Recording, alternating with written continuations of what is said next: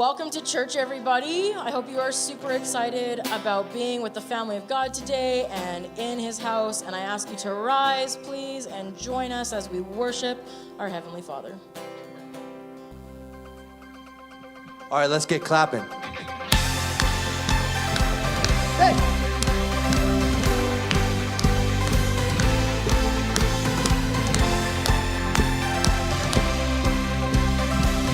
All right, sing this out, Wondering. Wandering and all alone, my heart was lost, need of a new direction.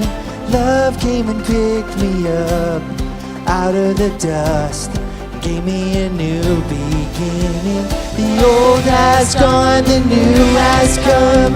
My darkest light, the chains are now gone. Never looking back, your grace has won my heart. You've given me a new start, taking all the old. Jesus, you're the hope that's burning in my soul. Forever we are free now, living in your love. You give me a new start, created a new heart. You're never letting go. You're never letting go. You're never letting go. You're never letting go. There's a fire running in my bones. Your spirit's alive. It's giving me new direction. Now everything I have is yours. Take my life and make me a new creation. The old has gone, the new has come. My darkest light, the chains are now gone. Never looking back, your grace has won my heart. Here we go! You've given me a new start, taking all the old. Jesus, you're the hope that's burning in my soul. Forever we are free now, living in your love. You gave me a new start, created a new heart. You're never letting go. You're never letting go. You're never letting go. You're never letting go.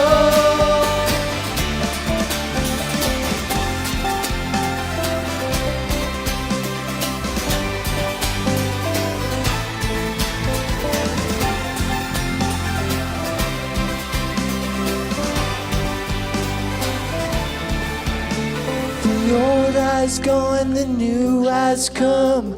My darkest light, the chains are now gone. Never looking back, your grace has won my heart. Hey! Woo! The old has gone, the new has come. My darkest light, the chains are now gone. Never looking back, your grace has won my heart. Giving me a new start, taking all the old. Jesus, you're the hope that's burning in my soul. Forever we are free now, living in your love. Give me a new start, created a new heart. You're never letting go. You're never letting go. You're never letting go. You're never letting go.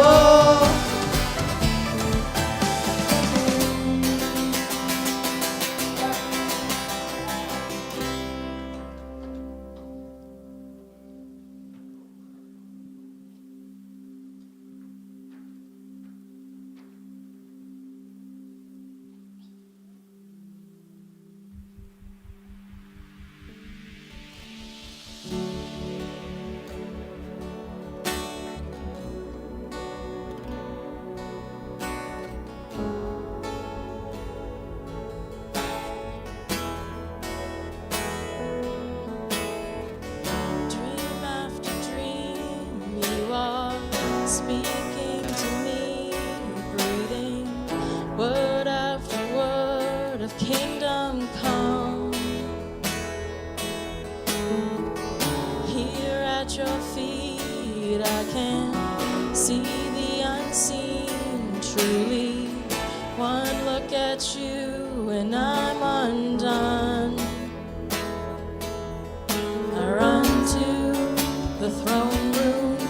I run to the throne room. And I fall on my face with angels and saints, and all I can say is holy, holy, holy are you.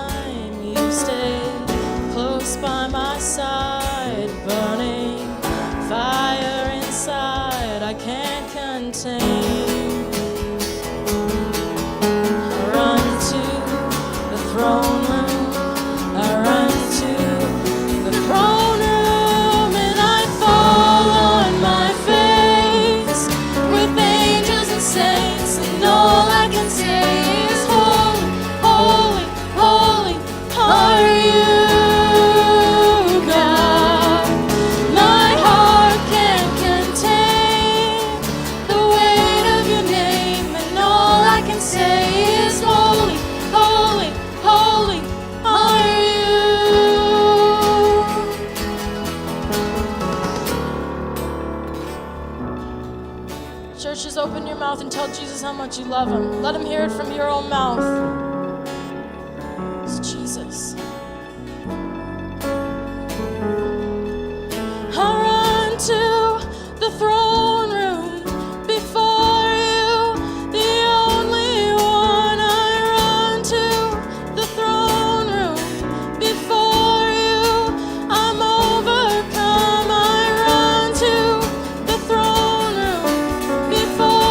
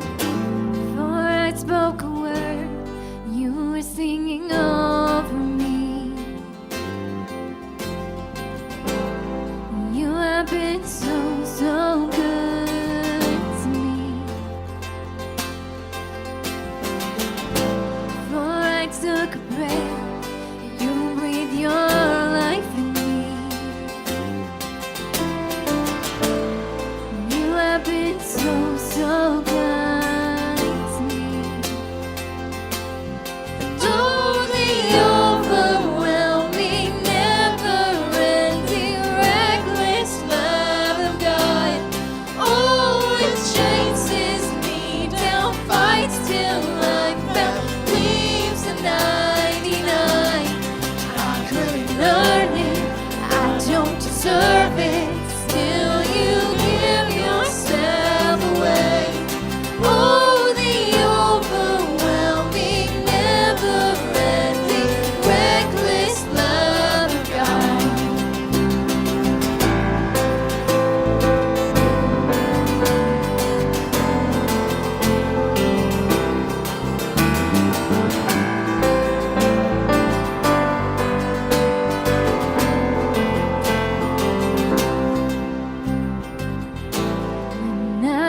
your foe, still your love up for me.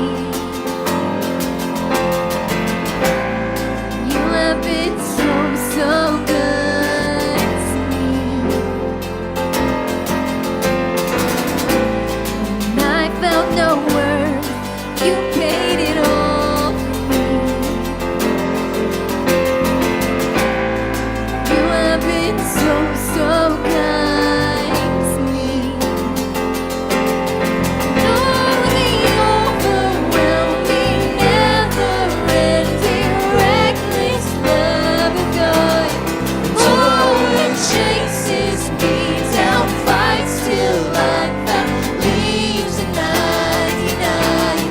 I couldn't earn it, I don't deserve it, still you give yourself away. Oh, the overwhelming, never-ending, reckless love of God.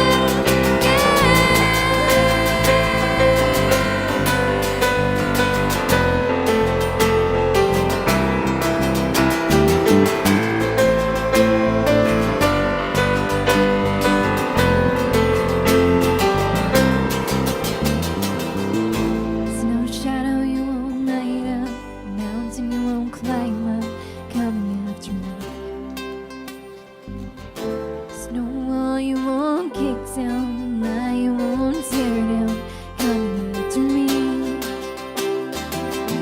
There's no shadow you won't light up, mountain you won't climb up, coming after me. There's no wall you won't kick down, lie you won't tear down, coming after me.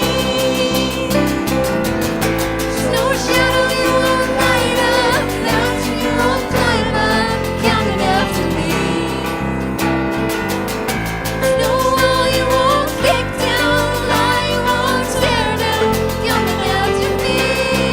Oh, the overwhelming, never-ending, reckless love of God.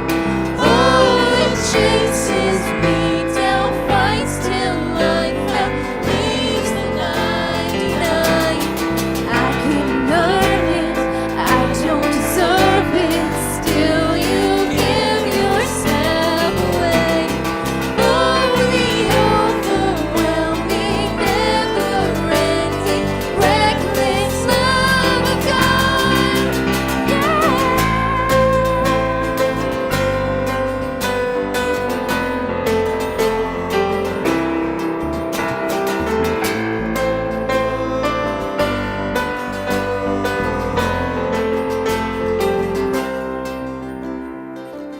There's no shadow you won't light up, mountain you won't climb up, coming after me. There's no wall you won't kick down, lie you won't tear down, coming after me. There's no shadow you won't light up, mountain you won't climb up, coming after me. There's no wall you won't kick down, lie you won't tear down, coming after me. There's no shadow you won't light up, mountain you won't climb up, coming after me. There's no wall you won't kick down, lie you won't tear down, coming after me. Oh, the overwhelming, never-ending, reckless love of God. Oh, it chases me down, fights till I'm found, leaves the 99. I couldn't earn it, I don't deserve it, still you give yourself away. Oh, the overwhelming, never-ending, reckless love of God.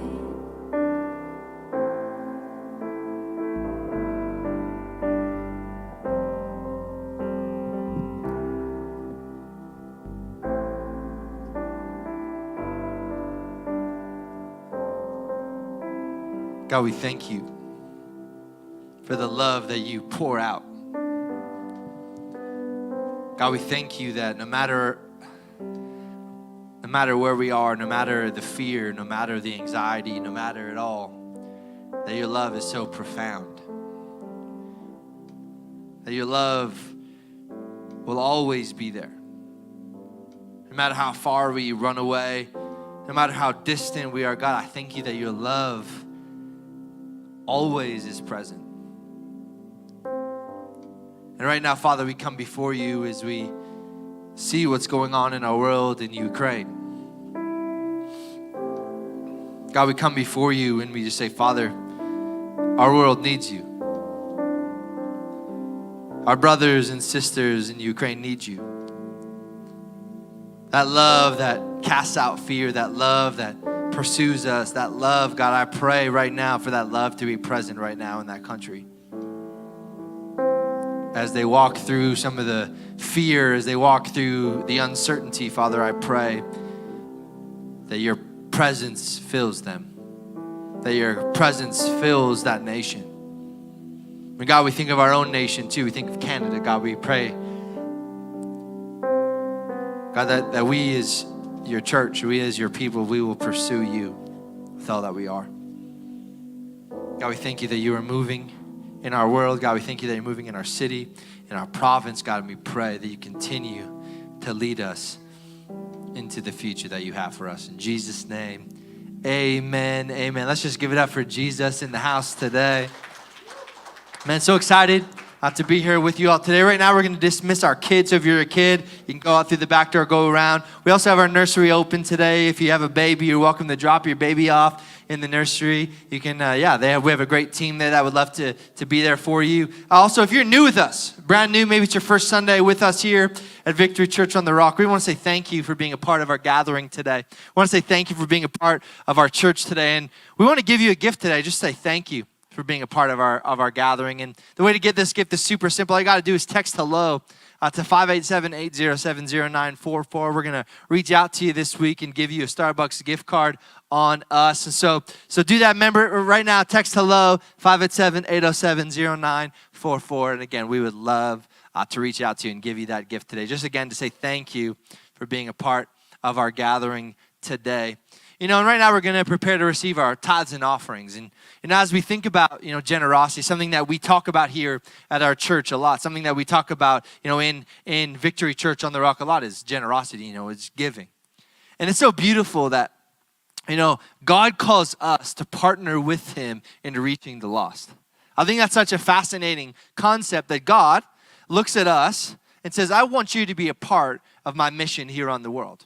I want you to be a part of giving your time, giving your resources, giving your money to help build the kingdom here on earth. And I think that is such a beautiful, beautiful opportunity for us to step into generosity, for us to actually step into saying, God, I trust you with all that I am. And how many of us know that trusting God with our finances is one of the hardest things to do?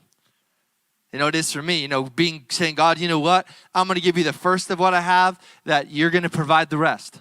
And that's a crazy place for us to step into. So I want to encourage you today. Maybe you've never given before. Maybe you've never actually stepped out and say, you know what? I want to give toward what God is doing here at our church. I want to encourage you to do that right now in this moment.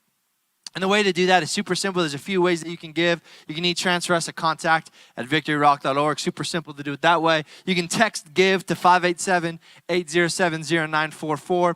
You can go online to our website and you can click on there. You can do it that way. You can give checks or cash. You can also go to our coffee bar and you can pay. You can give through debit and credit. So there's a lot of opportunities and how to do it. And again, I want to encourage you. Maybe today's your moment to say, God, I trust you. God, I trust you with all that I am. I trust you with who you are. And so I want to encourage you, give. Again, you can give one of those ways. Today we're super excited. Things are going to be a little bit different today. We're going to be doing an interview with a local, with an organization that's doing incredible things in our city, in our nation, and in our world. So before we do that interview, let's just watch this quick video. What does this mean? A concierge? A good meal? A place to rest? In the original Greek, this is translated as the love of a stranger. So how do we make a stranger feel loved and a part of our church? Every day, there is a family in your surrounding community that is facing a crisis. A single mom who loses her part-time job, a dad in the hospital because of illness, and mom is the only one with income. A mom in a shelter, and her children are vulnerable. A home is flooded, and there is nowhere to live. These families end up having no one to turn to. They have no other options. For centuries, the church was the central institution those in need turned to. Yet in recent years, the church has stepped back, while other social agencies have stepped in. It's time the church began to live out hospitality the biblical way. Safe Families for Children provides the process and structure your church needs to serve families in times of crisis. How do we do it? Well, when you start Safe Families in your church, you start by educating and building an awareness that there is a need. Then you will begin to notice people that are passionate about helping others in times of need. And they become what we call ministry leads, family coaches, family friends, resource friends, and host families. Host? Hold on a minute, like in my house? Well, yes. Host families are highly trained, background-checked, compassionate families. These families are then placed with a child from a family facing a crisis, helping that family and giving them time to get back on their feet. But wait, there's more. As your ministry grows, we help identify volunteers who can aid and support these families. A church ministry lead acts as the connection point between Safe Families and the church. We also identify family coaches, people that coordinate connecting a family in need with a host family and nurturing that relationship throughout the process. Internally, the DNA of your church will change. Families that were hesitant at first will see others doing it and join in. Externally, it will put your church in a new light in the community as it shows your willingness to show biblical hospitality to others. Join us in helping families in crisis by showing them the hospitality they need in a time of crisis. Safe Families. Well, good morning, everybody. If you don't know who I am, my name is Beth. I'm one of the pastors here, and I just wanted to say welcome. Thank you for joining us this morning. We have an excellent conversation coming up that I am so excited about. I've been looking forward to this for a long time, and so I just wanted to start this morning by kind of introducing this whole topic of what the video we just watched is. And I think out of COVID, we have seen, even pre-COVID, we have seen a lot of families in need. And sometimes even myself, like, we don't know how to help. We don't know how to reach out. We don't know what our resources are, what's available to people. Maybe if you have a background in social work or something, you kind of have a hand up because you maybe have an idea of what's available. But I think your average Joe, sometimes we see a need and we just don't know where to go. And so this morning I kind of just wanted to preface all of this by starting with our culture guide. And for the last month or so, we've been kind of having a bit of a refresher on what our culture guide is. And so I just kind of wanted to talk about first, quickly, the 7 things that we believe that we as a church are called to do. And so number 1 is Jesus is our purpose. Number 2 is people are our heartbeat. Number 3 is serving is our honor. 4 is leadership is our call. 5 is generosity is our nature. 6 is excellence is our gift. And 7th is connection is our passion. And so when we discovered Safe Families in Edmonton, we just got really excited because we feel like this organization actually covers all 7 of those culture guide statements that we truly believe that we are called to live out as a church. And so last year, I was actually on Instagram, and I was kind of like searching around, and somebody that I follow in the States all of a sudden had kids in their house. And I was like, well, this is weird. She's posting about having kids, but none of their faces were showing.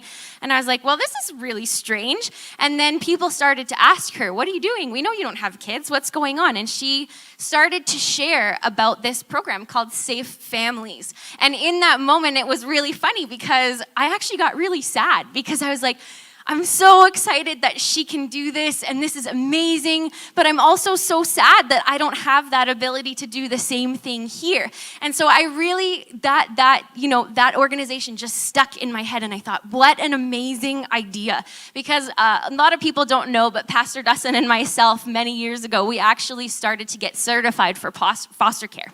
And we had such a passion to see families helped and to see kids have a safe space while their parents were recuperating and getting the training they needed and the help that they needed. But because of where we lived, they actually told us, they were like, you need to wait until you move somewhere else because this house is a no-go. And we were like, that's okay, I guess it's just not our season. So then when we stumbled across Safe Families again last year, I was really excited, and I didn't say anything to Pastor Dustin because I was like, well, I know that like we kind of, we're ready to go, and then it was like, stop, and I don't want to say something maybe that's going to get us excited and not be able to carry through again. But then in the fall, we were actually sitting in a meeting, and the topic came back up, and I was like, hold up. I know this organization. I know what this is here, and I got so excited because I really believe that this is something that we as individuals can really use to help our neighbors, to help our friends, to help our greater Edmonton community. And so this morning, I actually just wanted to introduce Elena. Elena is, what's your official title in Safe Families? I'm the regional director. Okay, so Elena is the regional director of Safe Families, and so she's here this morning to just share about the program and kind of what it does. But actually, Elena, I just wanted to start this morning by hearing from you. Who are you and what is your story? Well, thank you for having me. I'm so happy to share about Safe Families. As if you get to know me at all, you'll know that this is my thing, which makes sense if I'm the regional director. I learned about Safe Families at a conference many years ago in Orlando. I was at a Christian Alliance for Orphans conference and sat in a session about Safe Families and was like, that is the most logical ministry I've ever heard of. Why have I never heard of it before now? And I came home and I processed it for a bit, and I had this friend who was like, you are going to bring Safe Families to Edmonton. And I was like, oh, absolutely not. I am not, I'm in your corner, I will help you get here, but I am not that person. The Lord is so gracious and patient, and He works in our hearts and gives us time to do things that He calls us to. And so one step at a time, He just said, okay, here's the next thing. Okay, here's the next thing. And so actually Safe Families has only been operational, I should say, in Edmonton for about 18 months, although it's been in Canada for about 10 years. So it started in the States in 2002 and came to Canada in 2012.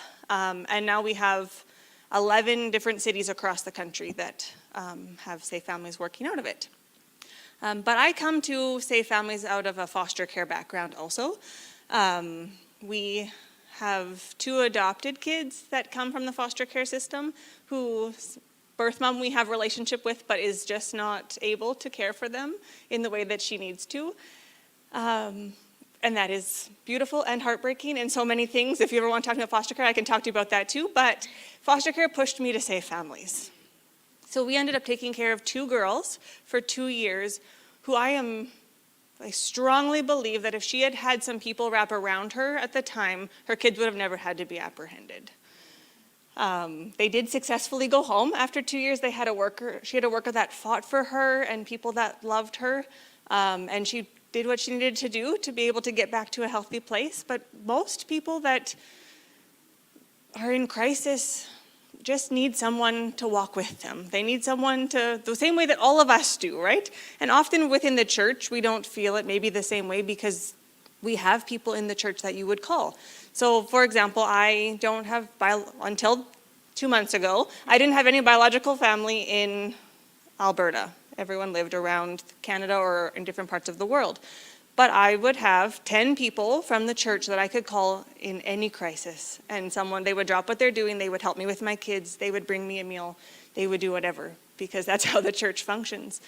And yet, there are so many people in our city that don't have that.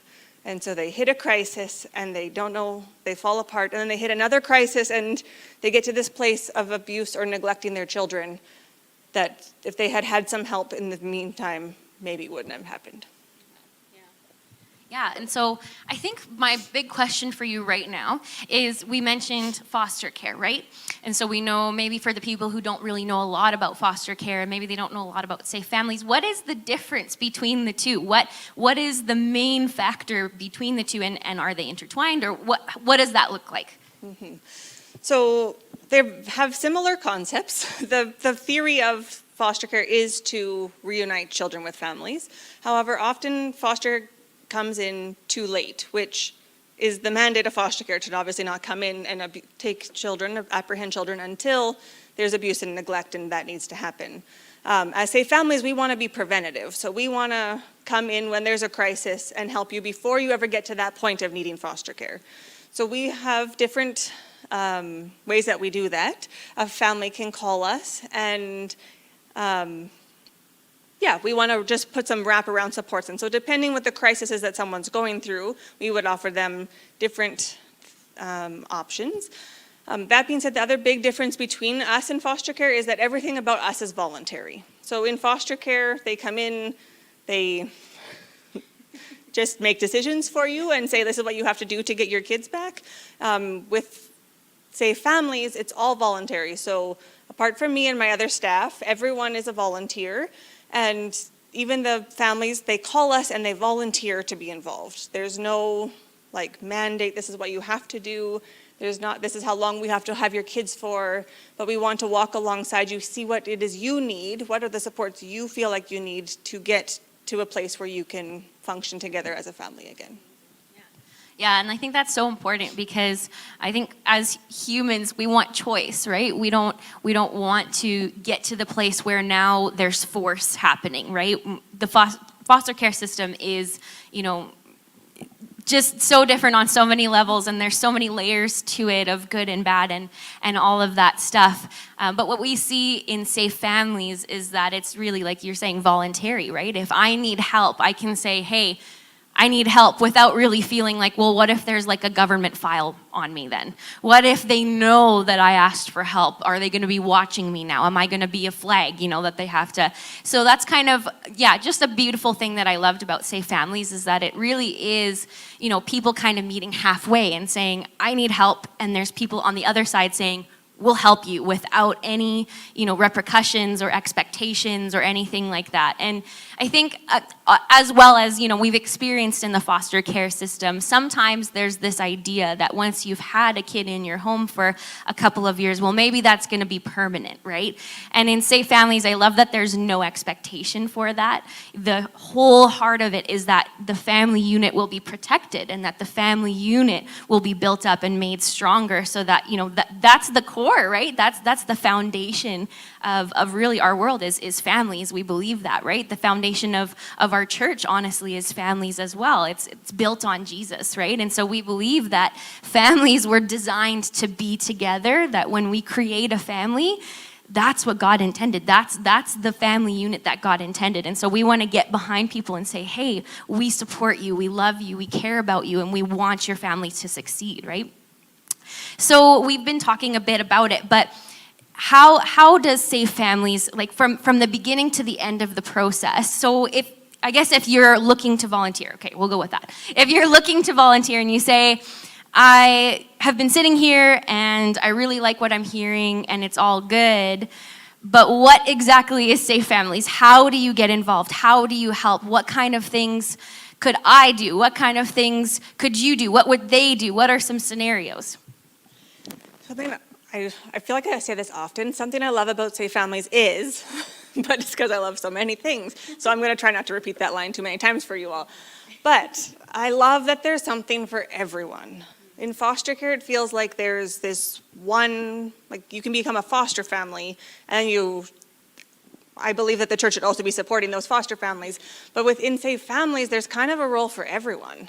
Not everyone should be a host family. Not everyone is in a season that they can do the different roles. And so I love that can interchange and look different. So for us, Safe Families, the model would be that we would have a family in crisis, and maybe that crisis is that they lost their job and they're worried they're going to be kicked out of their house, or there's been a fire. We have a lot of medical emergencies. even if you have a family of one kid in medical crisis, a single mom with a kid in medical crisis, it's very hard to get that kid to the hospital for things, and what are you doing with the rest of your kids? So there are a lot of crises can look very different from different people. And so then we bring in a host family. So not everyone needs to be hosted. And so we kind of, the intake worker will like talk and figure out what this family needs. But the host family would be kind of like the foundation of what we were created on. So a host family is like a foster family, but they voluntarily take kids into their home anywhere from one night up to a couple of months, depending on what that need is for that family. We want it to be the shortest amount of time for those kids so they can go back home while giving the parent what they need to be able to function. So right now in Edmonton, we have quite a few families that it looks like respite, actually. It's not a big, long stint where we have kids for. It's, I'm struggling with this and I just need to breathe for a little bit, or I'm going to the hospital for this treatment for 2 days. Can someone watch my kid for these 2 days while I do that? Another example that we've done quite a few of is a mom having a baby and doesn't have someone for her big kids to go to while she's having her baby. It's shocking the number of people that don't just know someone that's like, oh, hey, would you be willing to hang out with my toddler even? So our very first hosting was for 6 nights while a mom had a C-section. And she's like, the neighbor was willing, but I just don't know if she would, like, and for 6 nights, like, you don't know when you go to the hospital what's going to happen. So we hosted that kid for 6 nights. We brought in a family friend to the point that we came back. She came out of the hospital. We brought in another volunteer to just help get that kid to and from daycare while mom was recovering. We brought someone else in that brought her a meal for a couple of days when she was recovering. And now she's off and running again. She is supported and she got through their crisis. She didn't fall apart. She kept going. And yeah, that just obviously makes my heart so happy. So the host family, then we have the family friend. So the family friend's super versatile. It could look like many things. It could mean driving a mom to an appointment. We have a mom right now who broke both of her feet in a car accident and needs to get to the doctor. That's a very difficult task if you can't drive and you can barely get down the stairs. So we have a family friend that works with her to help her just get to the things she needs to get to recover. It could mean hanging out with some kids for a couple hours during the day. Maybe a family doesn't need respite, but maybe they just need a couple of hours to get to an appointment or to get to counseling or to get to these things that are going to help stabilize them. It also could just mean friendship. So there are an incredible number of people in our city that are lonely. We have one mom who has a 12-year-old son with autism. She had to quit she took a 5-year leave of absence because she needed to help stabilize him and get him into school. And when she came to us, she said, my dream would be that I would be able to go out for lunch with another mom. And I was like, absolutely. But the fact just broke my heart that for her, that was like the goal, was to get to a place where you could go out for a meal with someone and just connect.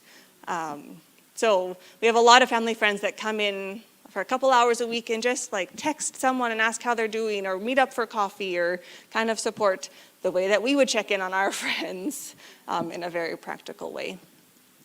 We also have a family coach. So that's a bit more of a specialized volunteer role. It's someone that kind of comes in and helps oversee the scenario. So if we have a host family and a family friend helping a family, this person will come in and meet with that parent and also be like, okay, what are the goals that you're working on that we can help you with? So often they have like a social work background or a foster care background or something that just have more connections to the community already to know how to help.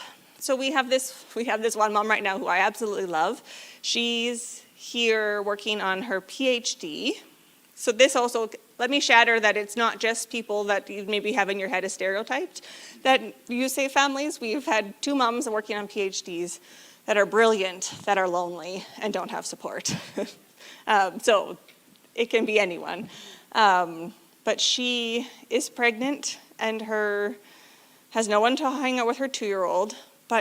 So we have a host family that's meeting with her regularly so that the 2-year-old won't be traumatized when we take him when she's having her baby.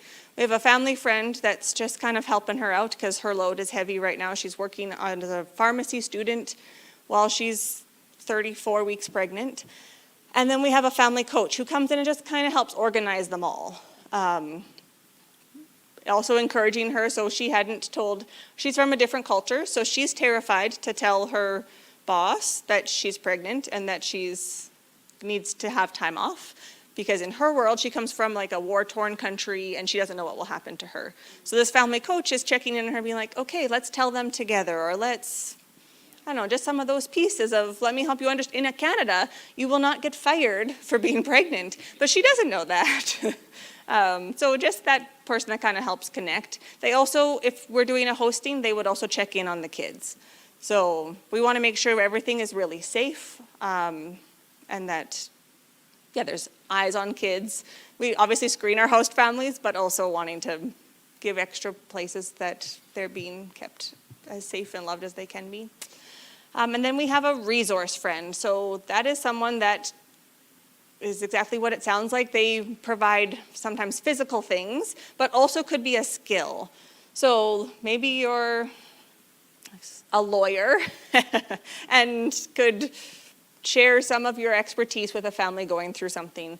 We have a resource friend right now who's she's creates daycares around the city, so she really understands daycare subsidies. So she was like, you call me if you have a mom who needs to know how to get a kid into a daycare. I'm like, absolutely I will, because I know nothing about daycare subsidies. But then it also means, I'm sure you do this, someone has a baby or someone's going through something, you bring them a meal, or you build them a bunk bed, because we have a mom right now who is living in an ant-infested house, and so they have found her a new house, but she isn't supposed to bring any of her furniture with her to the new house because of the ants. So she has 4 children and is now supposed to refurnish an entire apartment. So, like, sometimes resource friends, we just send out a message, anyone have an extra bed they don't need anymore, and then we can bring to this family. It could also mean helping someone move. There's so many pieces. If you just think about the people in your life that you've helped or that you've needed help from, it could mean that for any of these families. Yeah, absolutely. I love that. And I think it's really important to understand that needing help, like you were saying, it doesn't stereotype you. It doesn't make you less than. Everybody needs help. That's the beauty of community, right? We believe that we are called to provide community for people, provide resources, provide help, because that's really what Jesus did that as well, right? He saw people's needs and he met them there. And so this is a really great way to just see people where they're at. And maybe you're sitting in this room and you're thinking, wow, I could really use that. I could use an organization like that. Or maybe you're sitting here thinking, well, I'm pretty handy. I could put a bunk bed together, or I have a couple extra couches that I could get rid of if somebody needed them, and maybe I'll just hold on to them just a little longer. Or maybe, your child has outgrown some clothes and you think, okay, well, maybe I'll hold on to these because maybe I'll do Safe Families, and maybe there'll be a time when my son's socks now fit another baby and, I can pass them along for free, or, whatever that looks like. I think every single one of us has probably been through a time where we needed a little extra support, right? Maybe you've been through a time when, you had to be support for somebody. And I think that for us, this is just a really great way for us to provide a space for people to come, maybe who don't even have a lot of connections, right? We sometimes take our church family, our church community for granted, right? Like you were saying, you have 10 people in your church that you could call at a moment's notice and they would come. But what if you weren't in that spot? What if you couldn't do that? And what would you want to be in your corner? What would you like to have so that you could get the support that you needed? I know that for out of COVID especially, it was really hard for some moms, right? Especially moms. There was a stat that came out during COVID that moms were actually experiencing 75% more anxiety and stress.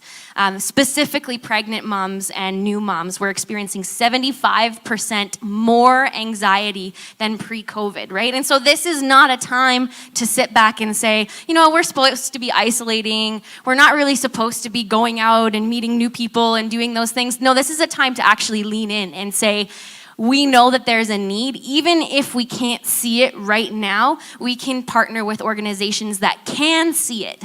We can partner with people that do see the need, and we can get on board that way, right? It can be really difficult to know how to help, but when we see organizations like this that are experts at helping or providing that network, right? So it's really important to have this information and say, I know, because we're going to be faced also with people who need help, right? And sometimes, as unfortunate as it is, we can't meet that need ourselves, right? You were talking about maybe somebody who needs some advice from a lawyer. Well, I can't provide that. I can maybe share how to change a baby's diaper. I have one of my own, or how to any of that stuff. But I cannot provide legal advice. I can't do that. That's not my expertise. And so it's really cool to be able to join a network and say, I have a specific skill set, I have this knowledge, and I can't meet every need, but maybe there is a need that is there that I can meet, I can get on board with. And so it's really, we want to encourage you guys this morning. This is just a really, really, really amazing way that you can, get involved. And it's not necessarily going to be an everyday thing either, right?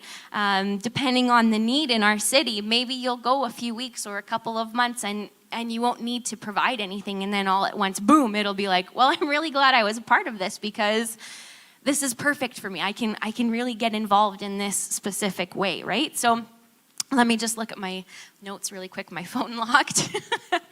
Let me just peek in here. And I'll just say, because we're small still, being 18 months in, we are really just working, we're growing. And so we really, as we grow, we would love to be able to partner people closer to where they're based out of. Closer to a church that they could be connected to, closer to those things. So we have a host family right now in St. Albert who has never hosted, not because we don't need more host families, but because we want to keep them also available for when someone near them that's going to be more sustainable can happen. Obviously that doesn't happen all the time. Sometimes we just have to partner someone because someone's in crisis right now. But as the dream is that as we grow, as more churches engage across the city, because we are the Church of Edmonton wanting to serve Edmonton, that we can connect you to, someone that's closer locally as far as sustainability and practicality for your families also goes. Right. So what kind of avenues, how do people learn about Safe Families when they're in need? And how, where do they get their information from? Where are these referrals coming from? So at this point, we get a lot of our referrals from the Pregnancy Care Center. We are partnered with them.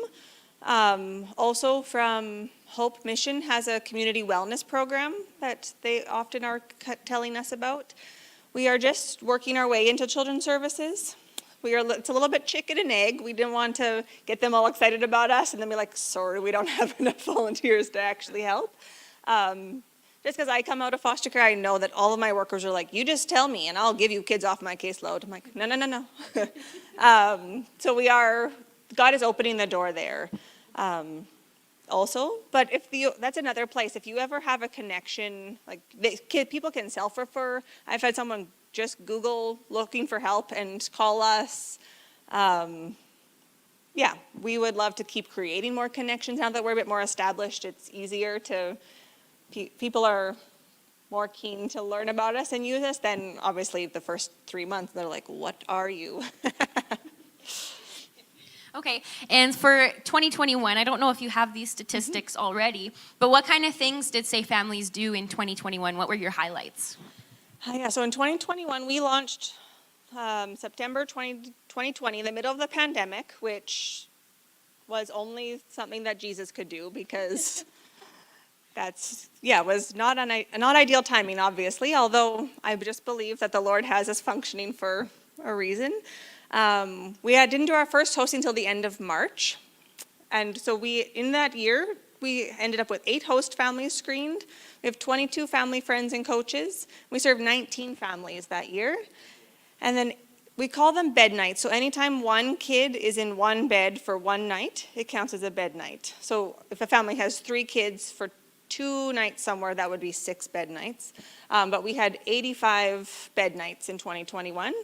Starting 2022, we have 10 or 11 current family friend scenarios where family friends are engaged. We've already had 60 bed nights in this year. Also 5 daytime hostings, we'll call them. So someone that didn't need their kid to spend the night, but needs like the day. We've done, sometimes that's a bit different. So we're just tracking those different. So the need is there. Yeah. And for people to keep learning about us. They're Absolutely. that way. Yeah, so as we kind of just wrap up here, we want to get involved, right? We want to, when we're sitting in our seats, we're like, that sounds amazing, but like, what do I do? And for our church, we believe that we need to, like we've said it before, we need to meet people where they're at. It's part of our culture guide, right? We started with that. It's part of what we believe is the DNA of our church. And James 1, verse 27 says this: religion that God our Father accepts as pure and faultless is this, to look after the orphans and the widows in their distress, and to keep oneself from being polluted by the world. And so we believe that this is what we're called to do. We are called to meet families in their needs. We are called to meet the orphan. And an orphan can take many different forms these days. I definitely, in the last couple of years, have felt like an orphan when, there was a screaming baby in my lap and I'm crying, and then suddenly she's not in my lap, she's over there because I don't know if I can hold her for any longer, and who do I call? And when family, we were living in Cochrane, and it was, family's 3 hours away and the other family's not available, and what do we do? And I just thank God that there were people in my life from my church that I could call and say, help, I can't do this, somebody, and they were like, bring her on over, we'll hold her. And then when I got there was coffee and tea waiting for me, and they were like, you sit over there, take a breather. But I don't know what would have happened if that hadn't been available for me, honestly. And that's kind of a vulnerable spot for me, because I think we all like to pretend that we're okay 100% of the time, but we're human, and that is just not possible. We cannot be okay 100% of the time. And so when we here have our family around us, whether that's by blood or by church or whatever that looks like, maybe you're new to this country. Maybe you don't know what's available here. Maybe you've been burned by the church in the past and you don't want anything to do with the church anymore, and you're scared of maybe what that looks like and getting involved in that. And I think it's so important that we can join with people who are bridging that gap of maybe they're not willing to come to us, and that's okay, because we can go to them. Absolutely, every time we can go to them. And so I kind of wanted to just end with this question, and that is, what can we, sitting in these chairs right now, in this moment, what can we do as a church or as individuals to support Safe Families better, to get involved and to just, have you kind of at the forefronts of our minds?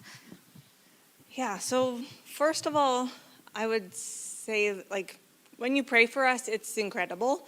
This is not, it can be heavy work, and it's also not big and glamorous. It's really fun to be able to tell you 2021 stats, but sometimes the day-to-day of just walking with a family, it's not glamorous, and yet those connections, that relationship is kind of where it all starts. So we're working with this Muslim mom right now, and we are an outright Christian organization. We love Jesus. All of our volunteers love Jesus. And so she's like, but please tell me why you're willing to have my kid for 2 nights when no one else in the city is willing to do that. And so well, it's because of Jesus. And how do you feel if we're hosting your kid on a Sunday, how do you feel about that kid going to church? Because we want them to experience Jesus, and we want them to actually find their healing in Jesus and not from us. And yet we are not here to push that on anyone either. And so she was like, no, absolutely, it's fine. So that kid is actually now coming to youth at the host family's church because that kid just needs some connection in his life. And she's like, if you can find connection there, go do it. So there's this there's a lot of spiritual heaviness that can also help. We are working with families that are in crisis. They're struggling, they're broken. And so prayer is amazing when you think about us. We are also working to actually start partnering people to pray specifically for a family that's in crisis. So you won't maybe get to know a lot of details about that family, but just knowing that there's someone praying for that family kind of daily is something that we're working towards. Also, serving as a group can be an amazing thing. So you may have like one of these volunteer roles that you're interested in volunteering in. We find that we're the most successful when there's multiple people serving one family, because sometimes there's just a lot going on. You can't be that person for all the things like you were saying earlier. Like we can't serve in all the ways. And yet the mom right now that we're hosting for her baby, her toddler, there's a family coach that's helping her with some of the like goals she needs to work on. There's a family friend that's coming over and putting ice on her walk because she can't shovel it. Like they all just can have their piece, and then it doesn't actually become tiring for anyone. Everyone can do their piece and work that way. So you can serve as a group within your church even. You can serve as someone that just signs up to be one of the roles and will connect you with other people that are working with someone that way. So we're obviously always looking for more volunteers as we grow. So it also is a little bit anticlimactic, I will tell you. We screen you, we train you, and then you sit and wait so that we can match you the best to what your skills are, what your capacity is, what your availability is with the families that are in crisis. So most of the time it's not like you're screened today, we put you in tomorrow, although it has happened once or twice. But to just be available. I think the Lord really wants this for us in lots of areas of our life, to be available to when He wants us, and so that's kind of the model we use too. Also, we're fully funded through donations. We do apply for grants from time to time, but as a Christian organization, that is a bit trickier to find funding that way. So we actually have a fundraiser coming up in 2 weeks, March 11th, that you're very welcome to join us. It's an art auction, so it's a silent auction where we'll share more stories about what's happening with Safe Families. And also you could buy some locally made Edmonton things. So that could be art for your wall, it could be some crafty things. I do have pamphlets at the back if you want to know more about that or any of these things that you could register for. And also, I will say this other thing, that on April 9th, I don't have a slide for it, but April 9th we are going to do a training day. So if you are interested in becoming a volunteer in any of those roles, there is online training we can definitely just send for you to work on at your own pace, but there will be an in-person training day April 9th to hopefully do and to connect with other people. We want to serve together in community too, and so that will be coming up also. Amazing. Okay, so if I was sitting in my chair and maybe I wanted to donate to support your organization, what would be the best way to do that? So at the back table, I have little cards that have a QR code. It's super fancy. If you know me, I'm not fancy technical. I can't even say that. Yes, that's okay. Technology and I are not like awesome, but we have a student that made us a QR code that will take you directly to the donate page. Okay. It also will, there's a QR code that you can sign up for the newsletter or to just tell us, I want to learn more about this role. Would you be willing to chat with me or have someone chat with me about it or get started on any of that paperwork? That's that way. Or you can also just come talk to me. Jeremy is here. He's on our leadership council from Safe Families. He's also so happy to chat with any of you about Safe Families. Awesome.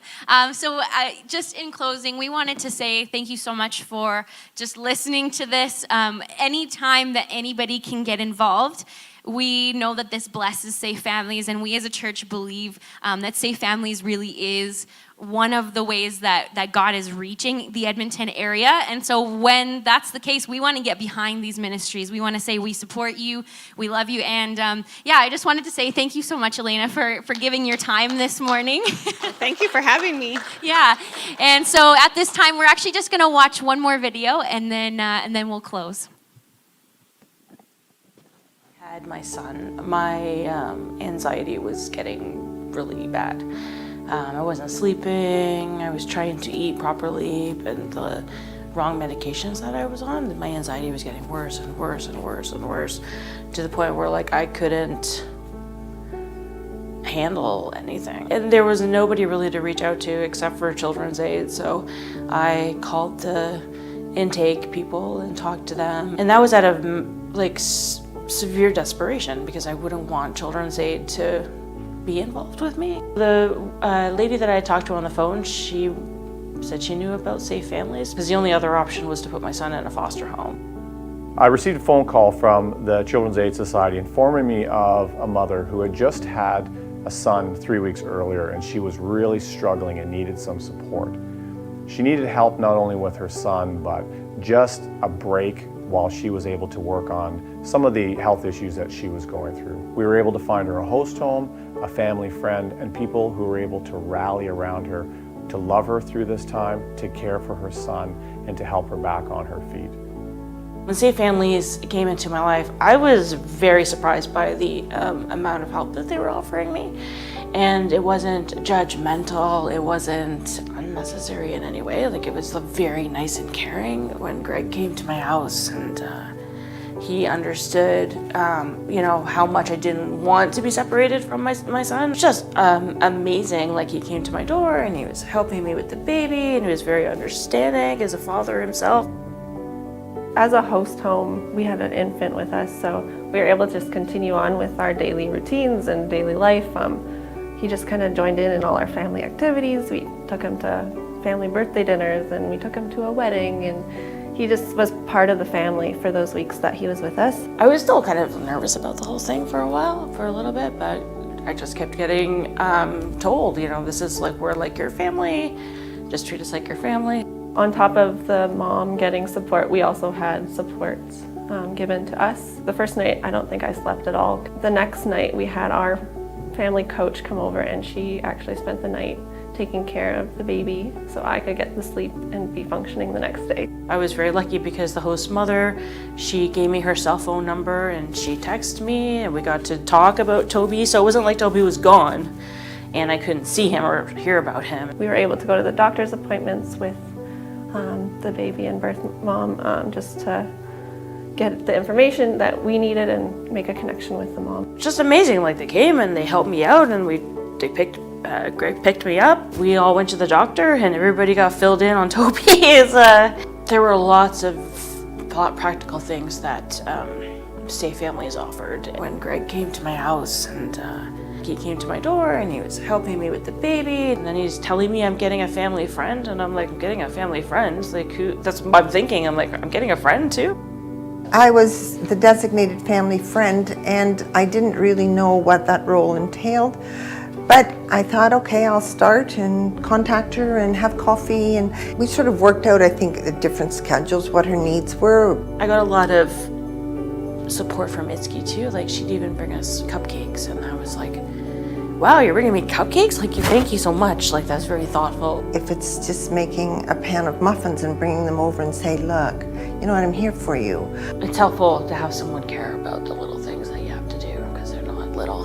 I think as a church we're called to take care of others, and so this is the perfect opportunity to show that love and to have an outlet to pour out Jesus' love on others. It's a really good life experience to have, to work with other people. It's a really good way to step out there and perhaps be a little braver than we would be normally. Greg had talked about it like a blanket kind of experience, or coming around the family, and it really was like that. In working with Adriana and her children, it made me more aware of generally all the needs around me. My life is dramatically different now. The support I got from Safe Families has stayed with me in my heart. God really helped me not only to have Toby, but to have a situation where I could have a stronger, better family. Safe Families is a very practical way to show biblical hospitality in the spirit of 1 Peter 4:9, and also to live out the royal law as mentioned in James of loving your neighbor as yourself. So if you're interested in getting more information about Safe Families, or better yet, volunteering with Safe Families, reach out to us today. Email us at london@safefamilies.ca.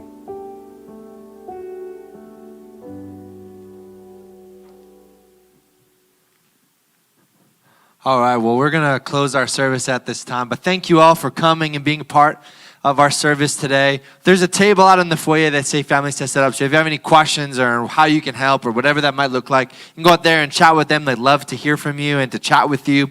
But we love you. We'll see you next Sunday. We're starting a brand new series called Legacy. It's going to be amazing, so I can't wait. Bring somebody with you. And lastly, if you need prayer for anything, as everyone's on their way out, come to the front. We'd love to pray with you. We love you. We'll see you next week.